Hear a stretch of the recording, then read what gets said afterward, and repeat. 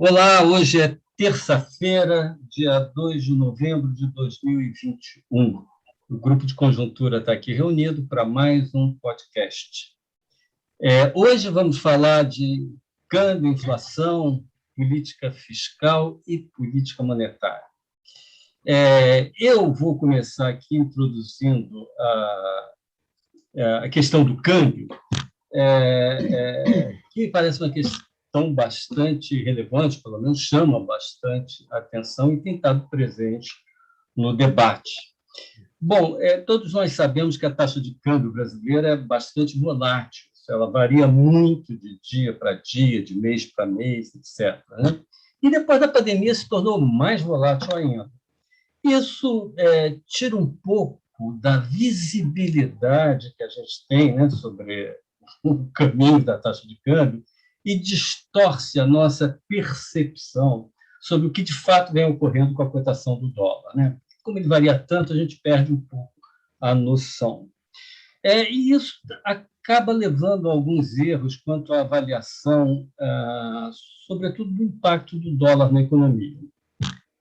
Então, para ajudar a gente a fazer aqui um quadro e ter uma medida de qual tem sido, de fato, a variação das cotações do dólar e da sua relação com a inflação, eu vou fazer aqui uma breve retrospectiva sobre a evolução da taxa de câmbio desde o ano passado.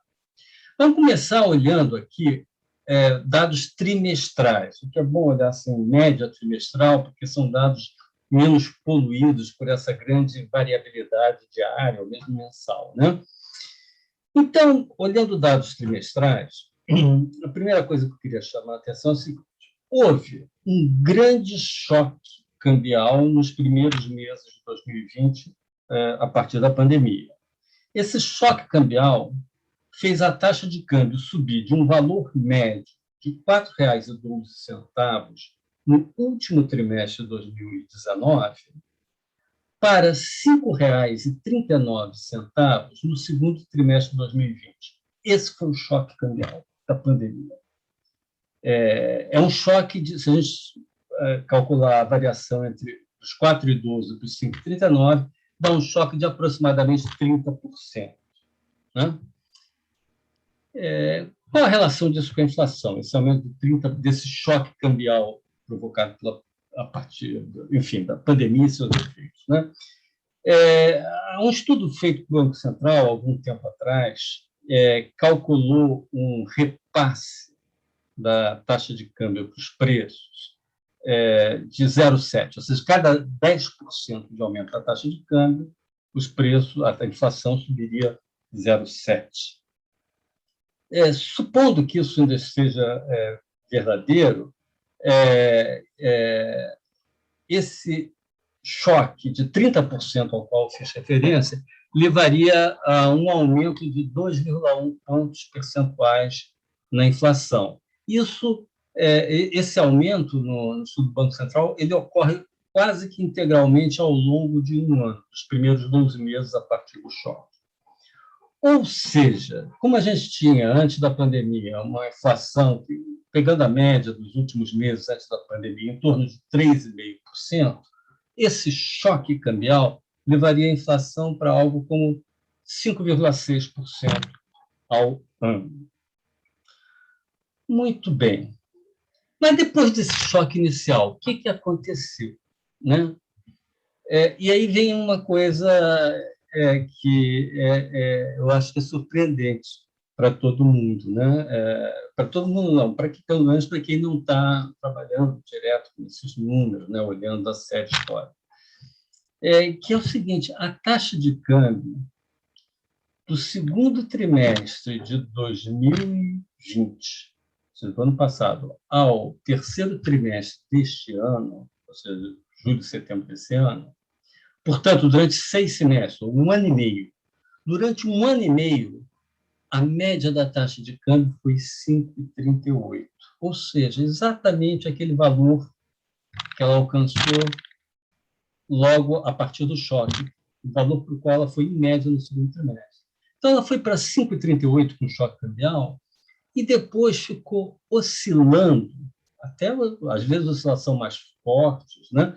mas em torno desse valor. Se vocês olharem os dados trimestrais, vocês vão ver que hora fica um pouco acima dos 5,38 na média trimestral, hora fica abaixo, hora acima, hora abaixo, mas a média é os 5,38.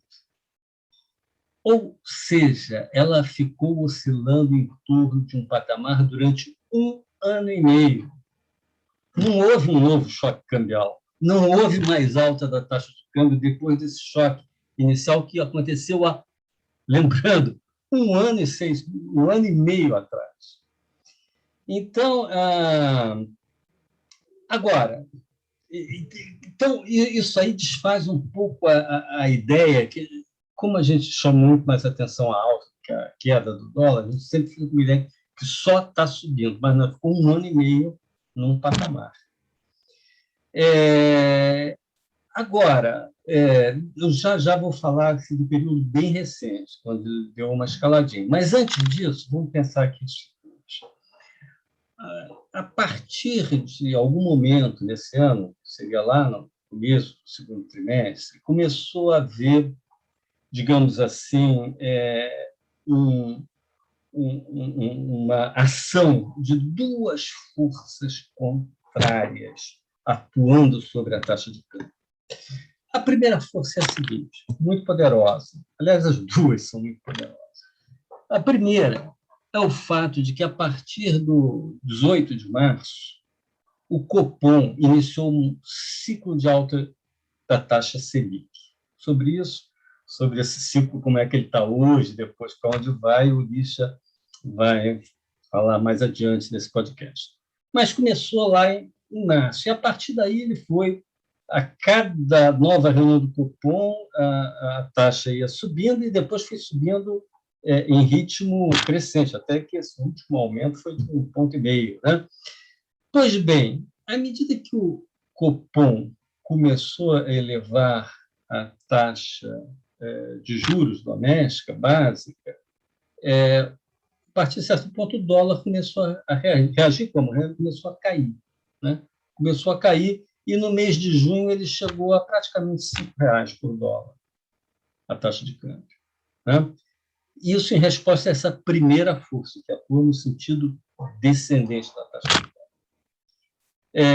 E depois disso, depois de algumas oscilações, etc., temos um outro ponto de inflexão, que é o dia 7 de setembro. A partir de 7 de setembro, a cotação do dólar começa a subir e dispara até alcançar esse nível de ontem, que foi 5,67, né? R$ 5,67 por dólar. Então, agora, no período bem recente, ficamos de 1 mês e meio para cá, sim, aí você está numa tendência claramente ascendente. E as razões para isso são mais ou menos consensuais. Né? Vou citar aqui enumerar três. Primeiro, a partir de 7 de setembro, houve uma escalada da tensão política, em particular da tensão entre os poderes. Seguiu-se a isso a entrada das eleições de 2022 no radar do governo e do Congresso, né, e da classe política em geral, o que teve como consequência, uma consequência econômica importante, foi um enfraquecimento, ou pelo menos um certo abalo nos pilares do regime fiscal brasileiro. Né? E isso, da mesma forma que a tensão política, etc., começa a criar uma incerteza muito grande para os agentes econômicos. E a tudo isso se soma a escalada inflacionária, que passa a requerer taxas de juros mais altas, com consequências, obviamente, negativas sobre o crescimento em 2022, o que cria um cenário mais tenso para as eleições do ano que vem. Né? Então, toda essa incerteza, tensão, etc., é uma força, digamos, que atua, então, no sentido contrário aos juros, né? No sentido de empurrar o dólar para cima. Muito bem. Que consequências a gente pode, ou que conclusões a gente pode tirar de tudo isso? Primeiro, vou falar um pouquinho sobre inflação. Essa escalada da inflação que acabou nos levando a um IPCA acumulado em 12 meses de 10,25%, ou seja, atravessamos a fronteira mágica dos dois dígitos, né? Entre 10 e 25, são 10, já são dois dígitos. Ela teve como principais fatores os seguintes: primeiro, esse choque cambial lá de trás, que pode ter acrescentado 2,1 pontos percentuais à inflação pré-Covid. Então, dos 3,5, a gente já vai para 5,6, né?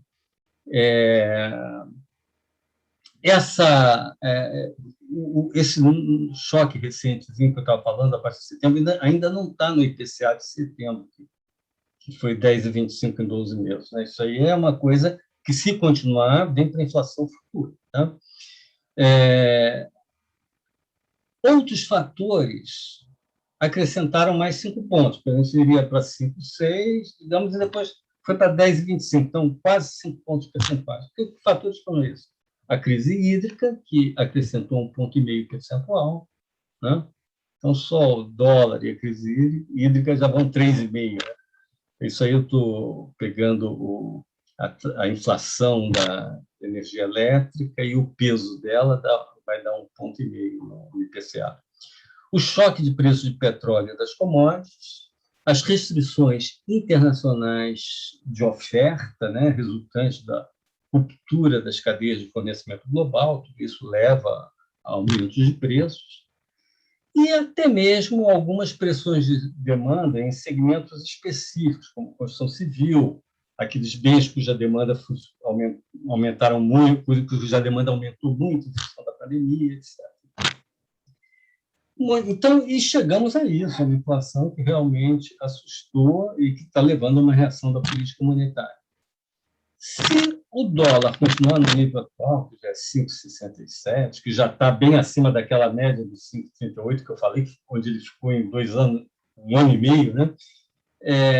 Ou até se ele se elevar acima disso, nós vamos poder ter um impacto adicional na inflação. Se for ficar onde está, digamos, usando aquela regrinha de bolsa, daquele cálculo do Banco Central, a gente teria mais 0,4 pontos percentual na inflação. Se aumentar mais, o impacto seria maior.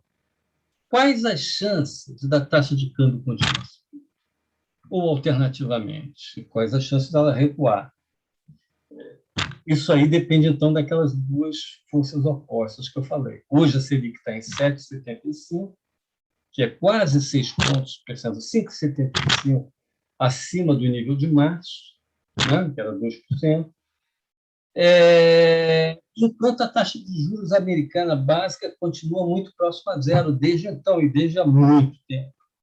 Então, o diferencial entre os juros brasileiros e os juros externos abriu muito, o que tornou muito atraente as taxas brasileiras de juros. Né? Então, nós vamos ter essa força toda no sentido de ingresso de dólares na economia e, portanto, redução das cotações cambiais.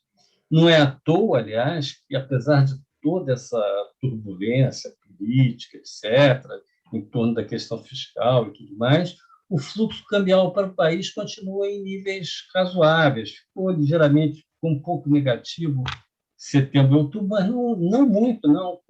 Nada que se compare a momentos de crise cambial, nada disso. Está razoavelmente estável. A captação, inclusive, de recursos através de títulos, né? Por exemplo, títulos colocados no mercado interno, por exemplo, títulos públicos colocados no mercado interno comprados por estrangeiros, né? Ou títulos privados brasileiros comprados por estrangeiros. Essa captação, por exemplo, só para dar um número, né? Ela, esse ano, ficou, em média, em 6,5 bilhões por mês. No mês de setembro, ela subiu, olha, no mês de setembro, que é um mês complicado, ela subiu para 8,3 bilhões, a captação, a entrada, né? Que, aliás, é o nível médio de 2019, pré-pandemia. Então, você vê que a atração que gera esse diferencial de juros. A captação da Bolsa, que não depende do diferencial de juros, ficou negativa em setembro e outubro, embora não tenha sido uma saída muito significativa. Mas, então, tem esse fator positivo, essa atratividade. E, do outro lado, para a gente pensar o que vai ser o câmbio no futuro, os outros fatores que estão jogando para puxar o câmbio para cima. O aumento da incerteza associada à tensão política, às eleições de 2022 e ao risco de desmoronamento das regras fiscais. No nosso podcast passado, ao contrário de uma boa parte dos analistas, nós dissemos que havia um certo exagero em dizer que o teto desabou, que a regra do teto deixou de existir, etc. Um exagero de passagem normal, dado o acirramento dos ânimos, né, aqui nesse país. Mas nós dissemos que havia ocorrido uma rachadura e que o fim ou a manutenção da regra depende muito do que vem aí pela frente. Tá?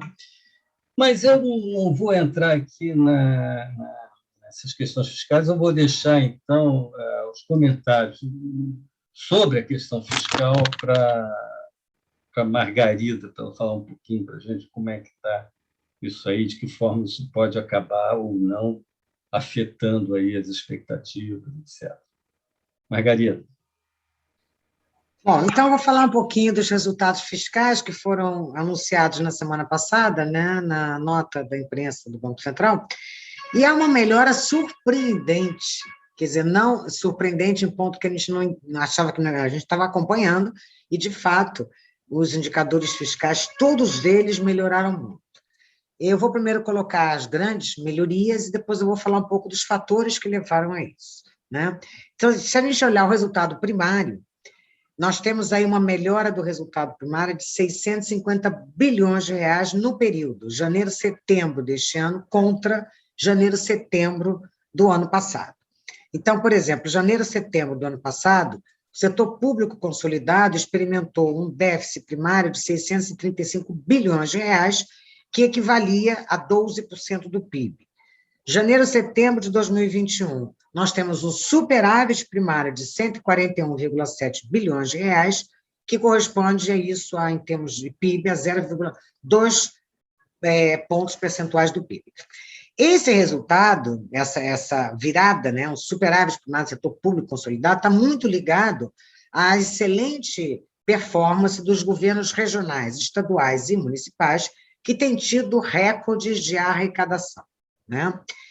Também tem a ver com um outro dado que eu vou citar, agora a gente olhando o gasto primário do governo central em relação ao PIB, né? Então, nós temos, no período encerrado no ano passado, um gasto primário de 26% do PIB, ele foi inflado por conta dos gastos enormes, extraordinários, com a pandemia.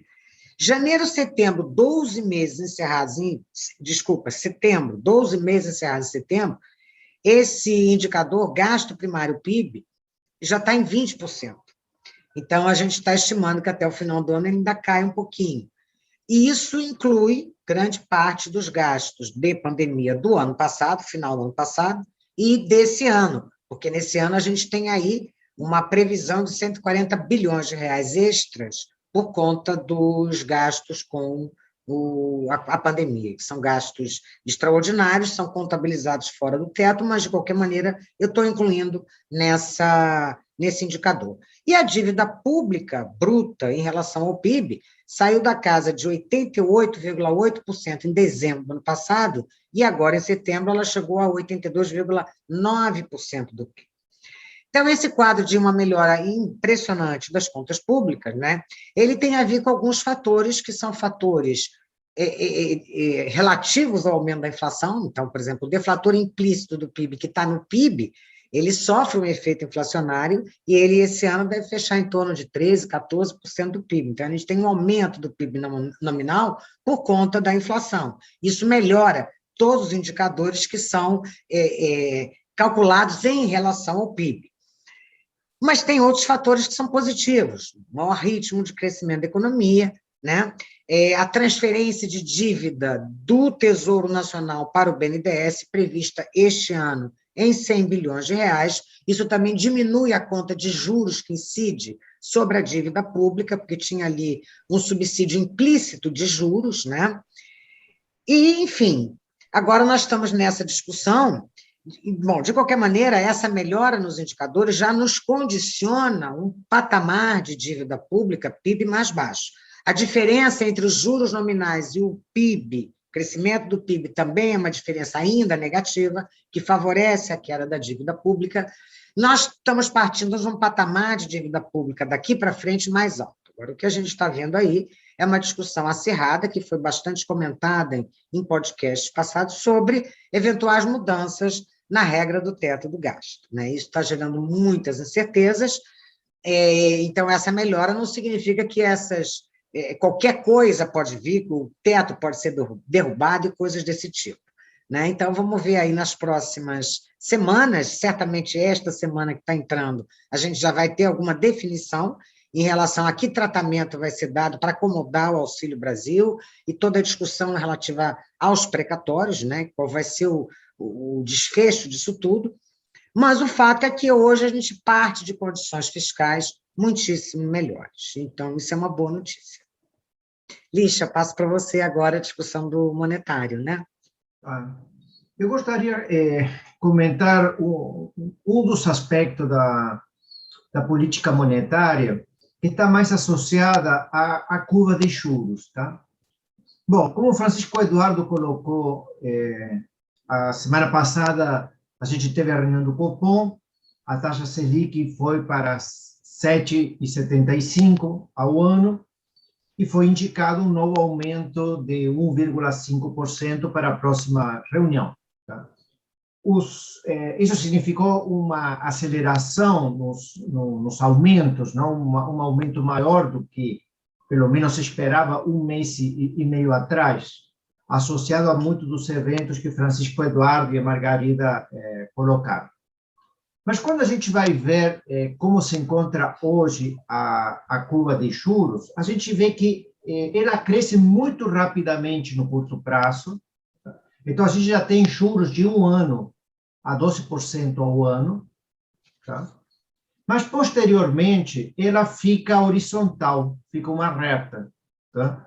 Os juros de 4, 5 anos já sobem um pouquinho para 12,2, tá? E depois eles caem um pouquinho, mas eles ficam sempre num patamar muito elevado. Tá? Então, a gente vê uma curva, os juros de 1 ano, juros curtos, subindo muito rapidamente para 12%, e depois juros para prazos mais longos se mantendo nesse patamar. Não? Os analistas têm chamado isso de reta de juros. Como que a gente pode interpretar essa curva de rendimento? Não? O que ela estaria nos sugerindo? Tá? Bom, para os juros curtos, esse aumento está muito associado à política monetária. Tá? Está associado a que, nas próximas reuniões, a gente terá mais aumentos na taxa Selic, e isso está aumentando esses juros de curto prazo. Tá? O que está sendo precificado, na verdade, são juros que vão para um pouquinho mais de 13% a mediados de 2022 e que chega a 13% no final de 2022. Mas quando a gente faz essa decomposição, a partir da curva de rendimento, a gente esquece sempre dos prêmios de risco. Tá? Então, eu acho que esse 13,25 para mediados de 2022 tem embutido aí um prêmio de risco, tá?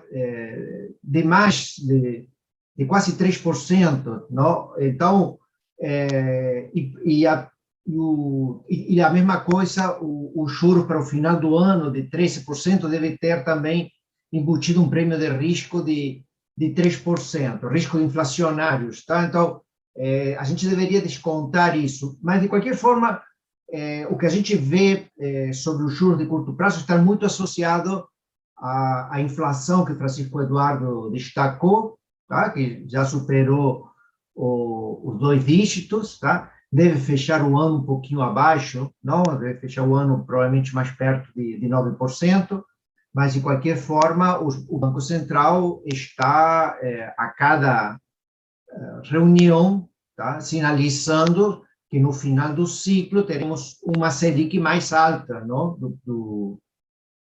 é difícil ainda de saber isso, se essa Selic, sei lá, quanto que será no final do ciclo, não? Pode ser que seja nesse patamar de 10, 11% que eu falei. Mas isso está dentro do que são as regras do regime de inflação. O que chama atenção, ou seja, o que eu quero chamar a atenção, é que quando a gente vai ver os juros mais longos, eles não continuam crescendo. Eles estão nesse patamar elevado. Tá? Teoricamente, a inflação esperada para o final de 2022 já está bem mais abaixo digamos, de 5%, sei lá, provavelmente estará mais próximo de 4%, tá? Os analistas estão colocando um pouquinho acima de 4% para o final do ano que vem, o que significa que em algum momento ou no segundo semestre de 2022 ou em 2023, a taxa de juros deve começar a cair, a Selic, não? A taxa de juros Selic deve começar a cair. Mas os analistas continuam mantendo os juros mais longos nesse patamar elevado, o que significa de que eles estão percebendo alguns riscos, não para esse, ou seja, temos riscos inflacionários, claro, para esse período até 2022, mas depois de 2022, com o novo governo em 2023, parece que existem riscos inflacionários muito provavelmente associados a questões fiscais, tá? Porque, do contrário, esses juros longos deveriam cair, tá? Só para ter uma referência, 2 ou 3 meses atrás, o mercado tinha mais ou menos certeza de que a taxa de juros neutra, que é a taxa de juros real de equilíbrio a longo prazo, estaria por volta de 3%. Tá? Hoje em dia, se supõe que um pouquinho maior. Alguns analistas colocam 3,5%, outros 3,75%. Coloquemos 3,75 para colocar um valor um pouco mais elevado. Para 2023, a gente tem uma meta de inflação de 3,25. Quando a gente soma 3,75, os juros neutros, mais a meta daquele ano, 2023, 3,25, dá 7%. Só que a gente tem juros esperados para aquele ano, tá? Nesse patamar de 12%. Tá? O que chama a atenção, ou seja, por que razão, se em 2023 já teríamos controlado a inflação, ainda os juros deveriam ser tão elevados? Tá? A gente pode pensar, interpretar isso de duas formas. Ou existe alguma irracionalidade por parte do mercado financeiro, ou do contrário, eles estão colocando prêmios de risco muito elevado por causa da incerteza em relação não ao final deste governo, não? Porque já estamos em 2023, mas em relação ao próximo governo, tá? Que é um tema que a gente já tinha destacado na semana passada, tá? Ou seja, é claro que existem algumas incertezas para o ano que vem, tá, Margarida? Apesar do bom comportamento das contas públicas este ano, tá? O Francisco Eduardo chegou a falar de que os acontecimentos dos últimos 10 dias, 15 dias, colocaram uma rachadura no teto do gasto, mas ele não foi furado. Tá? Isso temos incerteza sobre como vão ser tratados os precatórios, a política social, as emendas parlamentares, alguns subsídios, tá? Isso cria algum prêmio de risco para o ano que vem. Mas os prêmios de risco que a gente tem nos juros longos são muito maiores. Isso que é o ponto que eu destaco, tá? O fato de ter juros longos que não convergem para o que seriam os juros de equilíbrio de longo prazo que a gente está. Então, e acho que isso vai continuar, tá?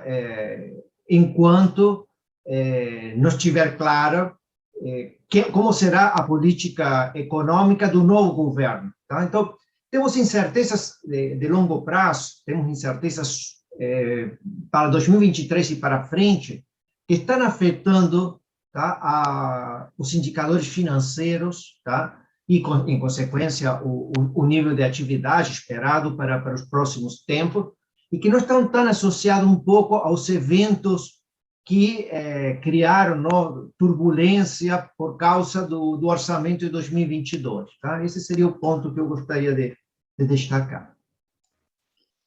Ok, Lixa. Então, hoje, né, abordamos um conjunto aqui amplo de questões, estão todas em aberto, e voltaremos a elas nos próximos podcasts. Até a próxima terça-feira, com mais um podcast do Grupo de Conjuntura.